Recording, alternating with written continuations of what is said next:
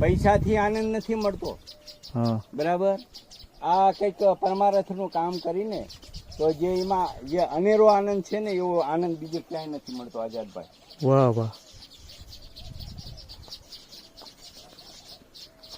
કલ્પના કરજો, જેની આગળ પૈસા છે ને એને રાત પડે ઊંઘ નથી આવતી, હા અને આ ક્યારે રાત સવાર પડે છે એની ખબર નથી રહેતી.